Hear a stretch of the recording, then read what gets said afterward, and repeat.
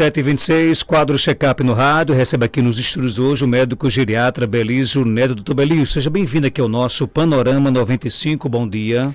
Bom dia, Marcos. Bom dia a todos os nossos ouvintes. Bom dia a todos os nossos internautas. Uma satisfação imensa. Mais uma terça-feira participarmos aqui do quadro check-up no rádio. O nosso tema de hoje, 5 M's da geriatria. E aí? Exatamente. 5 M's, né? O que é que a gente poderia imaginar, né? A geriatria, ela tem sempre mnemônicos, né? São assim, letras que podem significar alguma coisa. E os 5 M's da geriatria são basicamente o que é que a gente cuida. Qual o sentido de um paciente procurar um geriatra? E qual é a mentalidade do geriatra quando ele está diante de um paciente idoso, né? Então a gente tem 5 pilares que norteiam, logicamente que existem várias outras variáveis que norteiam o nosso trabalho. Mas esses 5 M's são o nosso pilar. M de mobilidade, M de mente, M de multimorbidade, M de medicamentos e M do que mais importa. Então, o geriatra ele cuida dessas áreas, né? Mobilidade, o que é que a gente vai avaliar? Risco de queda, velocidade de marcha, esse paciente se ele tem sarcopenia, perda de massa muscular, se ele tem alguma doença osteoarticular que atrapalhe o equilíbrio, a postura, se ele tem alguma doença que veja essa parte de tontura. Então, mobilidade é um parâmetro fundamental. E quando a gente fala mobilidade, a gente, como eu falei anteriormente, a gente entra em várias outras questões. Vai ver se o paciente tem labirintite, se esse desequilíbrio, essa tontura pode ser de algum medicamento, se é uma artrose que está impedindo dele ter mobilidade. É um parâmetro de extrema importância em indivíduos idosos, principalmente os muito idosos. Você conseguir se transferir, ter autonomia, ter independência para se movimentar é fundamental. Isso a gente começa a pensar mesmo antes do paciente ter algum problema de mobilidade. Mas quando ele chega no consultório, quando ele chega para ser avaliado, a gente está olhando a marcha, a gente está olhando a força, está olhando a quantidade de músculo, está olhando se ele não tem deformidade, se ele tem algum problema de visão, também atrapalha a mobilidade dele, tem algum problema de tontura. Então, ele é avaliado desse ponto de vista também. Ele é avaliado, ele é mensurado ali, e ele vai ser acompanhado. Se alguma intervenção for feita, por exemplo, a gente propor a retirada de um medicamento que possa estar fazendo com que ele tenha uma tontura, um desequilíbrio. A gente vai avaliar se a retirada desse medicamento daqui a algum tempo vai fazer efeito. Como?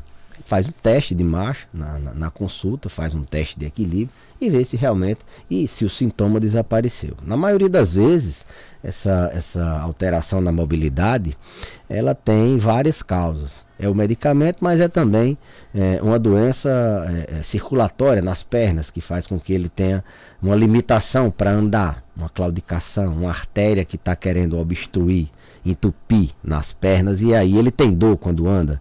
Então ele tem uma mobilidade reduzida, falta de força, tem pouca força nas pernas porque passa o tempo todo sentado, parado, a dor limita ele. Então, às vezes tem 1, 2, 3, 4 fatores que a gente vai tentando modificar, propondo intervenções e com o tempo a gente avaliar.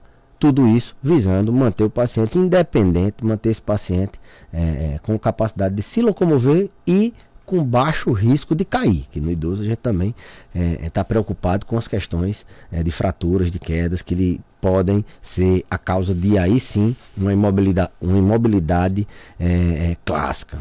Também vimos o segundo M, o primeiro foi mobilidade.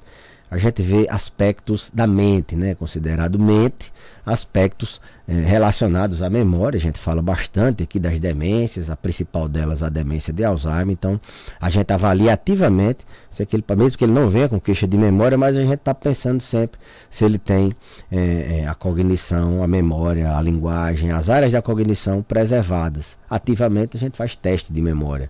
A gente aplica algum teste e vê se ele tem alguma deficiência, se ele tem histórico familiar, se ele tem fatores de risco para as demências, e aí a gente tenta modificar esse cenário. O paciente, quando vai na geriatria, a gente está sempre atento a essa parte de cognição, de memória.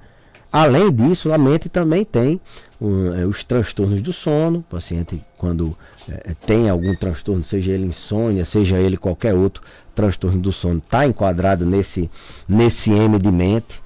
Aspectos relacionados às emoções, transtornos de ansiedade, transtornos depressivos, as psicoses em geral, que já, na maioria das vezes estão relacionadas às demências. Então, quando um paciente idoso entra procura um geriatra, o geriatra vai pensar, vai avaliar também essa parte mental, que no idoso a gente vê muito demência, vê muita depressão, muito transtorno de ansiedade, transtornos do sono e delírio, aquela confusão mental que sempre tem alguma coisa por trás, fazendo com que ele desoriente momentaneamente por algumas horas, alguns dias, nesse período de chuvas, muito comum infecções da desorientação. Segundo M foi mente, né? Multimorbidade, multicomplexidade é o terceiro M. O que é isso, doutor? Idoso tem, eu sempre digo que é bastante complexo. O geriatra é o especialista em complexidade, né? Especialista em multicomplexidade. Porque ele vem, você não vai avaliar só a mobilidade, só a mente, você vai avaliar todas as doenças crônico-degenerativas que ele tem, que ele está tomando medicamento, fazendo tratamento, e você também diagnostica aquelas que ele ainda não tem ciência e no momento da consulta a gente consegue fazer diagnóstico ou depois pedir alguns exames. Então, a multicomplexidade é o gerenciamento das várias doenças ao mesmo tempo numa mesma pessoa.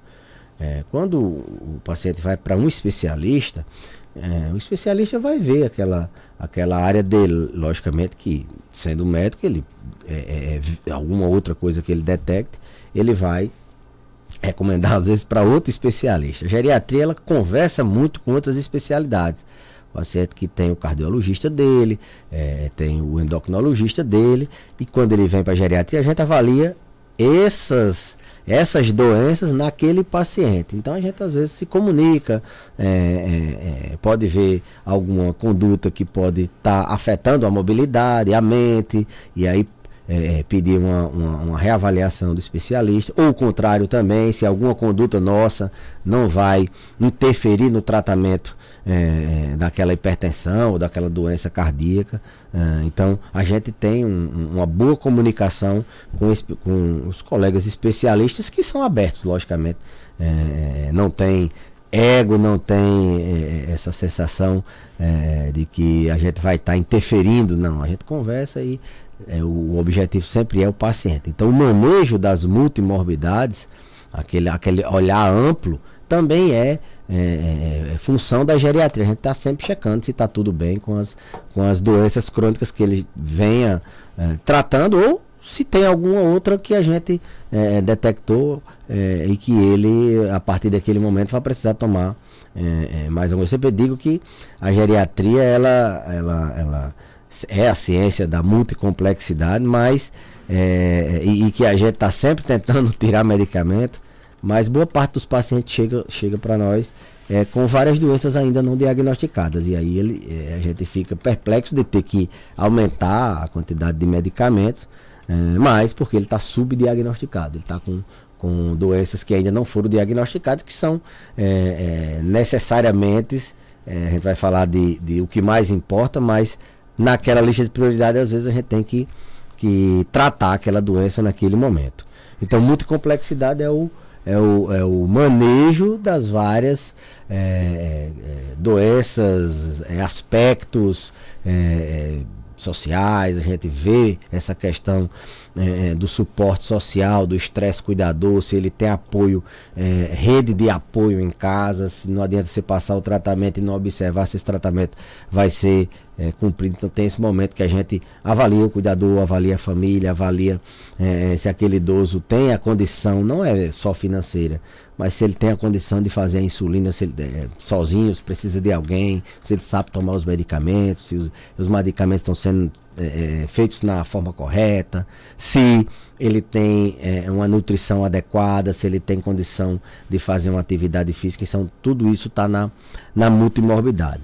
E assim, mais um M, né? Multimorbidade é o terceiro. O quarto seria avaliar a lista de medicamentos. Pacientes idosos têm uma maior prevalência de uso de 3 ou 4 ou 5 medicamentos, e a gente faz sempre eu sempre digo, a gente passa o pente fino nas medicações, e aquelas que são, cada medicação a gente avalia se ele está tomando, ainda deve estar tomando, se não era para ter parado há algum tempo e ele continua tomando. A gente avalia se, logicamente baseado em evidências da literatura, se aquele medicamento tem o benefício, mas ele tem a mesma segurança. A geriatria ela trabalha muito também na segurança dos medicamentos. A gente não só vê a eficácia, não, a gente vê também a segurança. Os idosos são mais vulneráveis às reações adversas, então às vezes a gente tem que ou temporariamente, naquele momento, suspender, ou trocar por algum outro, ou conversar com o colega que medicou para que ele possa ver uma outra alternativa se for possível. Então, passar o pente fino na lista de medicamentos é função também, é um M, né? Medicamentos é um M da geriatria, e por isso que a gente sempre pede para trazer a sacolinha de remédios para consulta. Sacolinha de remédios, trazer uma sacola de exames, usar os recursos de filmagem, de foto, tudo isso facilita para que a gente possa avaliar, passar esse pente fino no que ele está usando. E a gente sempre encontra alguma coisa, quase sempre encontra alguma coisa, seja passada por algum colega, seja que o paciente se automedicou, seja alguma coisa que foi orientada por alguma outra pessoa, a gente sempre encontra alguma coisa que pode ser melhor ajustada. Por último, o que mais importa, às vezes para o paciente o que mais importa é ele conseguir tomar banho sozinho, não é ele tomar um medicamento que vai fazer um efeito daqui a 2 anos para ele. O que mais importa é tirar a dor, o que mais importa para ele é conseguir se alimentar com as próprias mãos. Então, no final a gente faz, elenca prioridades dentro desse cenário de 5 M's, né, desses pilares que a gente prioriza na geriatria. A gente faz aquela avaliação e coloca as escalas de prioridade. O que é que eu vou fazer agora? O que é que eu vou fazer daqui a algum tempo? E o que é que eu espero daqui a alguns meses ou anos, pensando sempre no desejo do paciente. Tem uma pergunta aqui do nosso ouvinte. Tenho 50 anos e tenho neuropatia periférica, e mesmo tomando pregabalina de 75, meus tornozelos e punhos dói demais. Tomo citronerin injetável para repor a vitamina B12.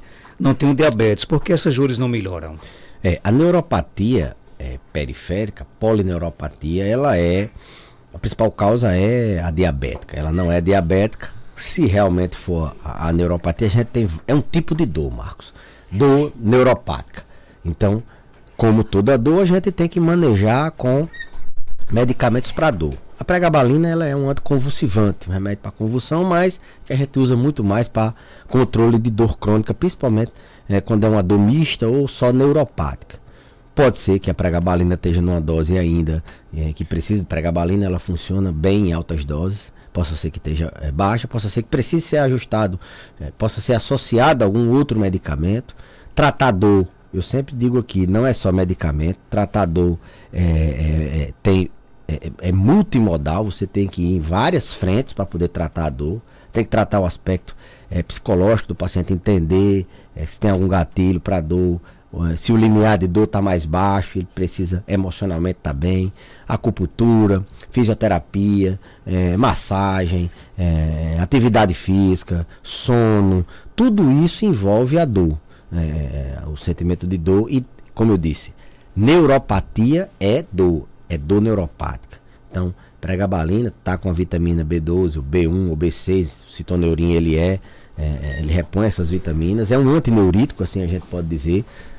Então, ela está numa linha de tratamento medicamentoso que se usa para neuropatia. Possa ser que outras alternativas, juntamente com o que ela já está fazendo, possa melhorar. Ou, quando a gente tenta tudo e o paciente não melhora, a gente tem que rever o diagnóstico. Será que esse diagnóstico de neuropatia é realmente o problema da paciente? Mas não esquecer que dor tem um componente emocional bastante importante. Você Eu sempre dou aquele exemplo da topada. Você dá uma topada, você estando feliz, alegre, numa comemoração, você tira aquela topada de letra. Mas se você der aquela topada quando você chega em casa, de um dia estressante, que você teve muito problema, o Flamengo perde aquela topada, ela tem uma dor muito. Então, essa percepção de dor, a dor, ela tem um componente emocional bastante importante. Então, às vezes o componente emocional pode ser um dos que está faltando, dar uma ajustada aí.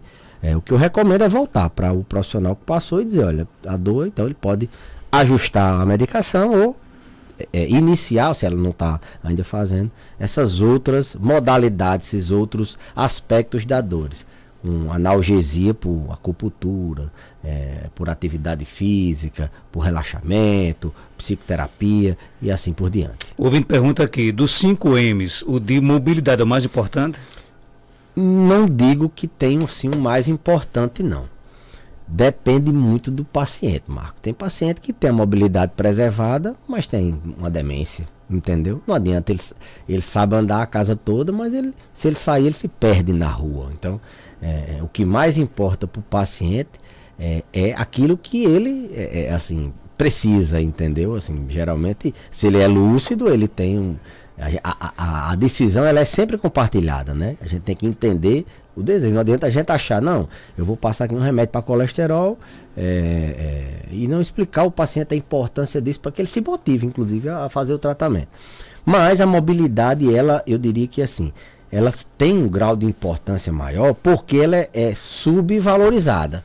O paciente idoso, ele acha que tem que andar se arrastando, mancando, que ele tem que andar mais devagar mesmo, muito mais do que na verdade é a idade.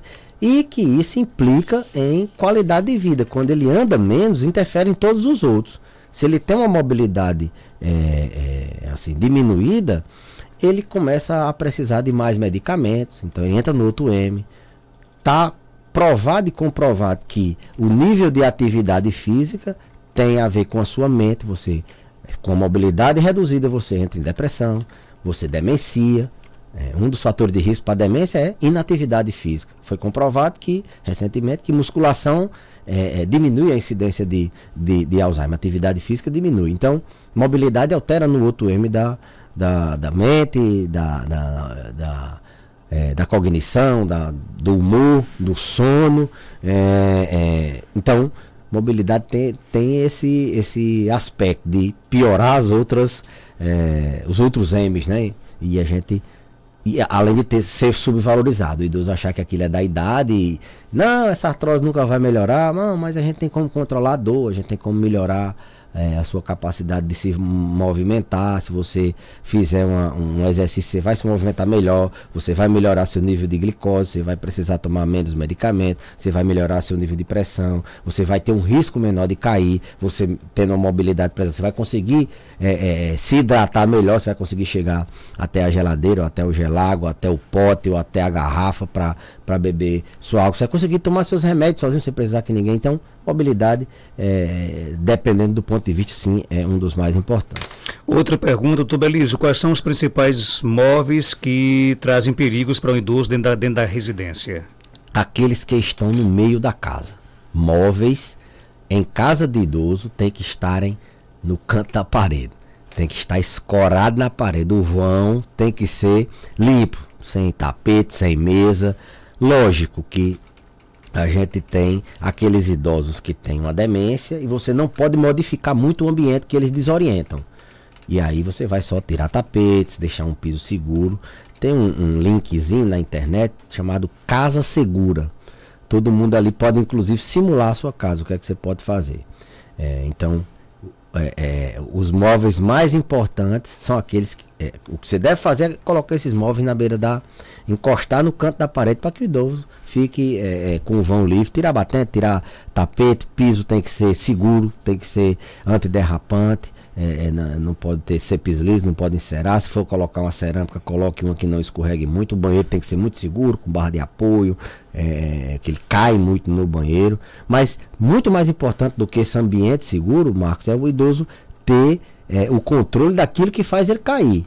Não é só o tapete, não. Ele cai porque tem tontura, ele cai porque a mobilidade, que a gente falou, tá reduzida, ele arrasta os pés, tropeça na sandália. O calçado faz muita diferença. Ele tem algum problema de visão, não enxerga bem algum obstáculo, algum fio, algum brinquedo do neto que está no chão. Então ele tem que tratar também a parte do próprio paciente, aquele que pode facilitar uma queda. Casa segura é importante, mas o paciente estando controlado com seus fatores que podem levar a uma queda é muito mais importante. Inclusive, ele cai muito mais por esses fatores que a gente chama de fatores intrínsecos. Doutor Elísio, obrigado pela sua participação. Algo mais a acrescentar? Pode ficar à vontade. Não, Marcos, eu que agradeço e desejar a todos uma ótima semana, que a semana passada foi meio complicada em aspectos futebolísticos. Vamos nem falar sobre isso, né? Porque dá uma dor de cabeça. Eu resolvi falar para não dizer que eu sou covarde, mas... Jogar de 11 da manhã é complicado. Né? Não, e com altitude, com tudo isso, a gente sabe que as coisas vão melhorar. Só é colocar um horáriozinho melhor, descer o nível do mar, que as coisas vão melhorar. Um abraço, doutor Elísio. 7h47.